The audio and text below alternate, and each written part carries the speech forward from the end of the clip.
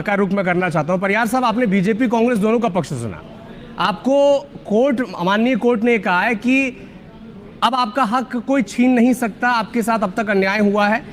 लेकिन मेरा सवाल आपसे ये है, क्योंकि आप एक संविदा कर्मचारियों को प्रतिनिधित्व करते हैं, उनके एक ग्रुप को रिप्रेजेंट करते हैं, अब तक आपके हक को आप तक पहुंचने के लिए किसने रोक रखा था? कौन सी सरकार जिम्मेदार है? क्योंकि कांग्रेस ने भी वादा किया था लेकिन वो भी पूरा नहीं कर पाए 15 महीने में। बीजेपी तो इतने सालों तक है ही, उन्होंने कई रिक्रूटमेंट्स भी इसी बीच किए हैं, पुरानी पॉलिसी के तहत भी किए हैं। तो आप कैसे देखते हैं इस फैसले को, और आपका हक अब तक आपको नहीं मिला है, इसके लिए आप जिम्मेदार किसे मानते हैं? जी, इसमें सबसे पहले तो मैं दोनों पक्षों की जो बात थी उसमें देखिए, आज सरकार बीजेपी की लगातार 20-22 सालों से है, तो इसमें सबसे जिम्मेदार तो सरकार बीजेपी की रहेगी कि इतने वर्ष क्यों लगे।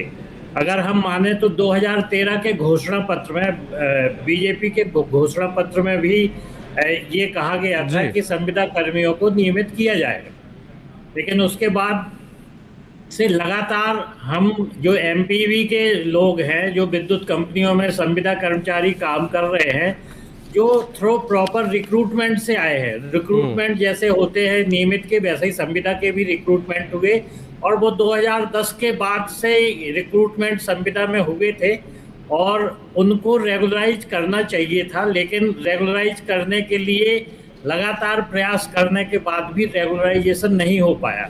2016 में एमपीवी की विद्युत कंपनियों में कार्यरत सभी विद्युत संविदा कर्मियों ने एक हड़ताल टाइप की थी अंबेडकर मैदान में। उसके बाद ही हमें एक संविदा की नीति मिली थी जो पूरे मध्य प्रदेश के विभागों में सबसे पहले विद्युत कंपनियों में ही लागू हुई थी। और उसमें पहले ये हुआ था कि पहले जो विद्युत संविदा कर्मी लगातार 4-5 साल से काम कर रहे थे, तो एक प्रबंधन ने उनको निकालने की भी कोशिश की थी कि अब इनको निकाला जाएगा, लेकिन उनके एकजुटता के कारण उनको निकाला नहीं गया, और उसी के कारण 2016 की संविदा पॉलिसी मिली, और उस पॉलिसी में फिर इनको ये एश्योरेंस मिला कि इनको 62 ईयर्स तक काम करने दिया जाएगा। और एक ये पॉलिसी बनाई गई थी सबसे पहले विद्युत विभाग में। ठीक। उसके बाद 2018 में फिर हम लोगों ने प्रयास किए कि नियमित किया जाए, लेकिन नियमित नहीं किया गया, और 2018 की पॉलिसी में ये हुआ कि अब इनको जब नियमित भर्तियां निकलेंगी तो उसमें इनको 50%, पहले था 25%, अब 50% आरक्षण दिया जाएगा। लेकिन आरक्षण का भी लाभ इसलिए नहीं मिल पाया क्योंकि भर्तियां है ही नहीं निकली। तो अभी संविदा कर्मी बहुत कम, अगर 2018 से लेके 2025 तक देखें। परिहार साहब, चूंकि समय की पाबंदी से हम सब बंधे हुए हैं, मैं एक छोटा सा सवाल आपसे पूछता हूं। जो आशंका कांग्रेस पार्टी ने व्यक्त की है, लागू होने को लेकर कोई आशंकित है क्या आप, या विश्वास है भारतीय जनता पार्टी की सरकार पर, पंकज जी पर, कि लागू कर देंगे? हाईकोर्ट ने कह दिया है, सुप्रीम कोर्ट तक तो नहीं जाना पड़ेगा?